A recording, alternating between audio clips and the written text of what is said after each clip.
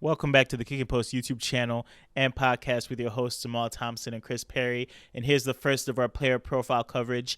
Jaxon Smith-Njigba of Ohio State, wide receiver. How you doing today, Chris? Good, man. I've been waiting for this day for a while. I like the prospect, and I want to see how you feel. So I'm excited. And Jaxon Smith-Njigba, it's interesting to start with him because I feel like this year we didn't really get to see him really perform. This is pretty much like a year away from football for him, so like more or less. I know he played in one or two games, but dealt with a lot of injury. So what you will be seeing is a lot of footage from, what is it, his sophomore year? yeah, I think so.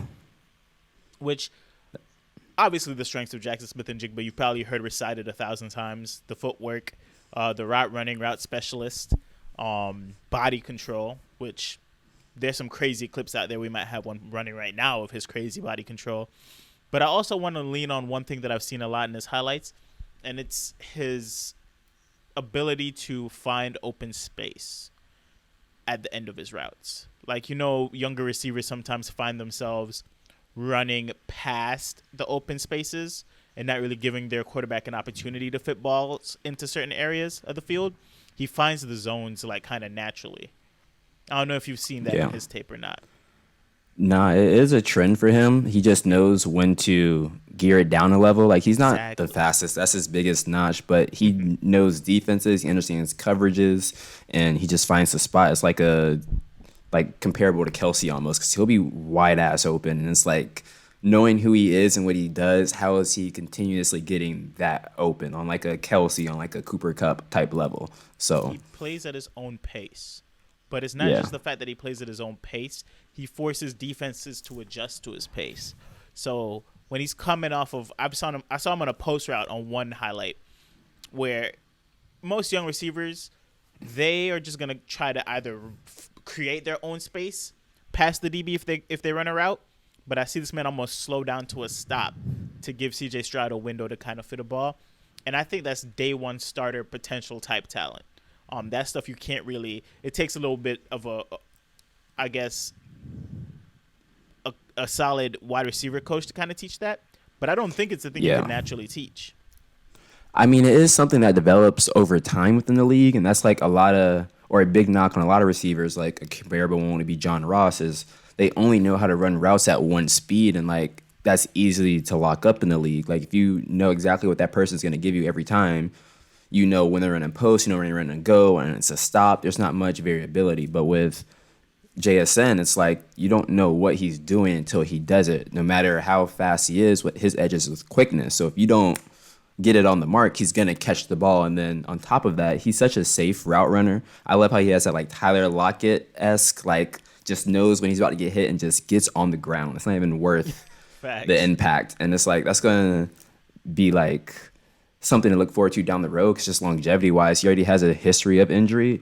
If he can like really like get that down to like a science, it's what you can't hurt him. It's going to be him, and that's it. So I like him a lot. I'd lean with an Adam Thielen type of comp, obviously a juiced up Adam Thielen type of comp. You know, wow, that's actually, I like that Thielen one. That's nice. Really? Thank you. Yeah. I figured, you know, not to be that guy, but the Thielens of the world don't really get much love in terms of player comps because they only wait to pair them up with you-know-who receivers. Yeah. I see a lot of shades of Thielen because, again, Thielen's not running off of the straight athleticism, but he finds the spaces. No. He has pretty solid body control. I would say JSN has him beat there by a long shot, but pretty solid body control, great hands. And I think they're sized about the same, if I'm not mistaken. I'm not sure on that. I might be. I mean, you could throw up some stats or something here, or we could come back and check on that later. But I think they're pretty. Let's see. Yeah. We got JSN at 6', 198, and we got Thielen at 6'2", 200. So a little bit bigger, but yeah, Thielen a little bit bigger body, but I feel like I didn't know he was that big. Sheesh. I didn't think Thielen was 6'2" either. That's kind of wild. But yeah, I think perfect landing spot for a guy like JSN, the Chiefs. I mean, that's going to be not allowed. Uttered a lot with wide receivers of this type of talent. But realistically, I think he'll be gone before the Chiefs. Yeah. I'm thinking Chargers, potentially. I mean, Chicago up there at 9 if they really want to let this offense fly and give Justin Fields somebody that he's very familiar with. And again, a guy who could find the zones and make it really easy on your quarterback is invaluable. Like, it's just Okay. invaluable to a guy like Justin Fields, who he might not be the most accurate passer, but if you make things easier on him in that offense, be amazing. Obviously, Yeah. that's not their top need, but why not? Why not load the offense up? Do you have any interesting landing spots for a guy like Jason? I think the perfect landing spot is Chicago. It just you get your guy with your guy. Like you traded back, you still getting top talent. 9 is kind of high, but you just got DJ Moore. He's gonna need some help. I do believe that help was with Chase Claypool, but in a perfect world for everybody, just hear me out for a second. They draft JSN with their pick they just got. They trade Darnell Mooney to the Cincinnati Bengals for Jonah Williams. Okay. Who says no? Who says no to that? You get another tackle because you need linemen. You still have your other draft picks. We need some receiver depth. Like, I think that's a win-win because they Do still you have to need some address the receiver line. depth? 1,000%. After Tyler Boyd, we fall off a cliff. Like a very, very steep cliff. But Darnell Mooney, don't you think is a little bit too expensive for that type of wide receiver depth? I thought he was on his rookie deal still. I mean, like, I don't mean like that type of expensive. I mean like how much it will cost to go acquire him expensive. Well, Jonah just requested a trade, so that's the only thing. Like, Okay. what are we really giving up? He wants to leave anyway. I got you. Even though I would love for him to stay, but we still have lineman depth without him. We just signed Matt Sherping, so we can move him. The issue is just with the Bears, in order to make that luxury pick, you still have to address the line. And so far in the offseason, I think they signed like 2 guards. Yeah. They signed, so I mean, they're getting there, but like that is a bigger issue since they did just get DJ Moore. So we'll see how they handle it without the draft. I think that's a perfect spot though, just because you've already seen the chemistry. You've seen what he can do with him. Same thing with Burr and Chase. So it's like you can expect the same. That's just one of those things you just can't teach. Same thing with like Waddle and Tua. Like it just makes sense. Just So matches. You know which spot I Snatches. don't think he gets past though? what? The Patriots at 14. Is it 14 or? I hope I don't even want him in New England. I'd be so I mean, upset. I don't, but New England's really thirsty for finding that wide receiver. I've heard a lot of whispers of them trying to acquire DeAndre Hopkins by trade, No, but I yeah, hope not. I don't think he gets past 14 if he's still there. I think this type of receiver would fit Bill Belichick's mold. Very I smart. think that other guy does, the TCU guy, the big fella. Quentin Johnston. Yeah, if they gonna go run heavy, he seems more like a fit. Like, what? Unless they go mean- back to how they used to run with TB, then like JSN would make sense. But it's just the offense they run now. I just think they've tried the athletic receiver draft twice, and I'm not out on Taekwon Thornton What? yet. And Jacoby Myers and Taekwon Thornton? And Keel Harry was the N'Keal last time they tried Harry? to go for the athletic guy, and it didn't really work out. Yeah, So I think they'd probably pivot Yeah. and shift more to a different type of skill set. Somebody who could actually open up the offense and not just be a big body. They haven't had a route specialist drafted out there in quite some time. So that's true. I just don't want all that talent wasted, man. Like for 7 throws a game, like. I understand. I'm- I understand. But I feel like if he's there, that offense is going to shift a little bit. Obviously, they're still going to be pretty Yeah. run heavy, but it will be more of a 50-50 split. And you'd actually have to worry about the wide receivers. So Okay. Do you see JSN being like a 1 type receiver his first year, or you think he'll have to work his way if into he that lands in role? New England, no. Okay. But if he lands in, again, a KC, even a Chicago, if you have DJ Moore out there, I feel like he has enough talent to eclipse DJ Moore. But I think KC, Wow. yes. Chargers, potentially, yeah. Even with Keenan Allen out there, he's on his last legs. So it could be like Yeah. a changing of the guard there. If the Cardinals move off of D-Hop, that's an option too. I don't want him in Arizona either. Me neither, but he would be the one for Kyler Murray, and then Marquise Brown will play the 2, and Rondell Moore would Okay. play the gadget. So I think there's a couple Yeah. landing spots where he could be the one. It's just New England's not really. I mean, obviously he'd be the one by name, but not by production. He wouldn't have wide receiver 1 production in New England. Yeah, I agree 100%. And that's why we're starting this campaign. JSN, don't go to New England. If you're watching this, Yeah, call them up and say you're not playing. yeah. Force your way out of there before they even put you in it Don't do it. and have a great career. Don't do it. Also, if you land in New England, it will really shoot me in the foot in terms of dynasty value, in terms of rookie picks. Wait, do you 'Cause have I'm him? hoping. No, I'm hoping to get to a high enough spot to get him, especially in the Teal and Steel Dynasty League.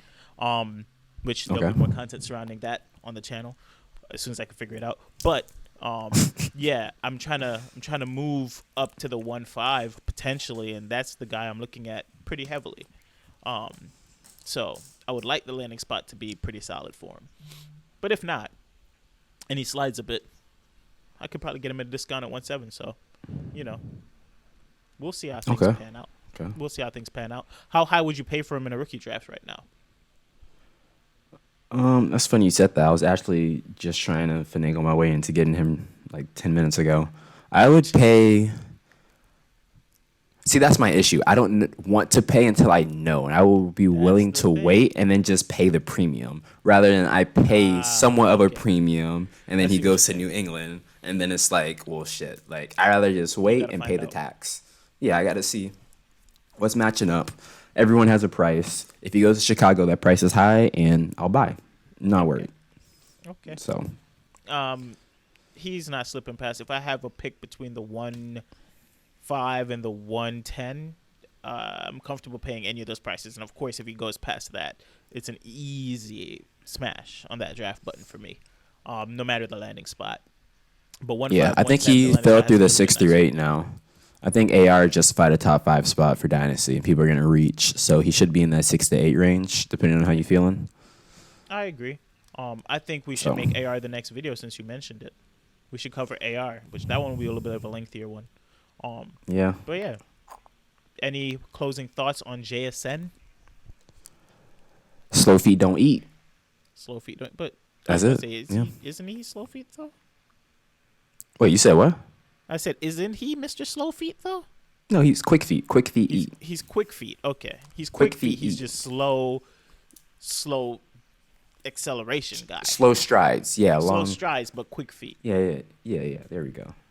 No, he has nice footwork. His footwork is elite. Oh yeah, Elite. crazy. So, Crazy. And again, body As you- control stupid, and he doesn't get bullied off the line, which he's not imposing physically really, but it's not like he's gonna bully you like a Quentin Johnston, but elite. yeah, elite off but the line. I want to say he lined up a lot in the slot at Ohio State, right? Because they had Olave and in the year that he broke out, it was Olave and Wilson. So it's I'm going to be glad the you same brought that up, situation in 'cause I think that's one of NFL. my knocks on him too. Now, not to Oh, mess up the closing of the here we go. video. I know, here we go. but I wasn't able to see him be the number one. Yeah. I think that's an okay criticism. Am I wrong? You're not wrong. I He obviously produced with two NFL top talent receivers. Obviously, both guys were in Yes. the finals for Rookie of the Year, offensive side of the ball. But that's the thing. He was on the field with two guys that were offensive Rookie of the Year candidates. It's a gift and a curse. Like I could give you it credit. If you, is, like, but wasn't he you the were one on the field then? produced. No. But I'm saying like if I'm reading the board of like who I Yeah. need to guard coming up against Ohio State, and there's Garrett Wilson and Chris Olave, and I know they're both NFL talents. Jaxon Smith was a freshman, wasn't he? Or like Yeah. first two class. I'm not saying I'm gonna let him be the guy that beats me, but those guys are gonna, demand some significant coverage. Yeah. And I don't think it's weird to say that, hey, maybe JSN benefited a decent amount from those guys being on the field. Now, the Utah game, did Olave and Garrett Wilson play? I couldn't tell The you. Rose Bowl game? Wish I You could. know the legendary Rose Bowl game. Yeah, I know what he did. I don't know what they did. I don't know if they think played. anyone knows what they did. Yeah. That's what I'm saying. I don't know if they played, and there's a reason we don't know if they played. This man almost put up he 400 went yards. bonkers. Yeah. Yeah.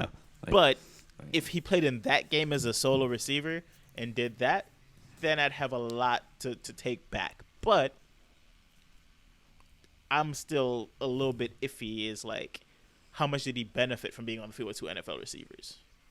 That's all. yeah, which That's my that closing is a knock, but at the same time, from here on out, he's going to be on field with NFL receivers. Like that's just the norm at this point. So there are some receivers where it's like not that level. they can get it. Though. You know that. I mean, you're right, but there's some receivers in the league that can get it out the mud by themselves, and there's others that need a little help, but are just as good as those that get it by themselves. Now, you're right, one could be better, but it's all about production in the NFL. So if that's what it takes is to pair him up with someone to get elite level play, by all means, that's his formula. Get it done. Like, I don't want to say that's a knock because at the end of the day, all that matters is stats and accolades. Don't matter who's on your team. Don't matter who was helping you. It does help if you didn't have that help, but then like if you do have these players next to you, it's expected. So if they surround him with the right talent, like I said, with the Bears and DJ Moore, it's gonna be too easy. But if he goes to New England and he's by himself, he's gonna have to wait to get some help. Yeah. So. Yeah. All right. So I think we've come to the decision that he needs to land somewhere with some receivers. Not even some receivers, but like just don't be LeBron in 2003. Like go get my boy some help. Like he not that he not great, but like who's he gonna play with? Who throwing him the ball? Like that's all I'm saying. That's all I'm saying. Okay. Shoot, imagine he ends up with the Vikings. All right, let's slow down. Right, This has been let's profile coverage. JSN, Jaxon Smith-Njigba. My wide receiver one in the class. I know he slipped down some draft boards, but he's my wide receiver one in the class.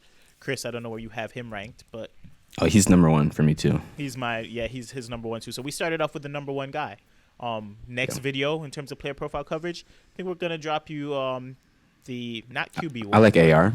The most talked about QB this offseason.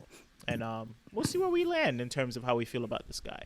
But thank y'all for tuning in. This has been player profile coverage. We'll catch y'all on the next one. Peace.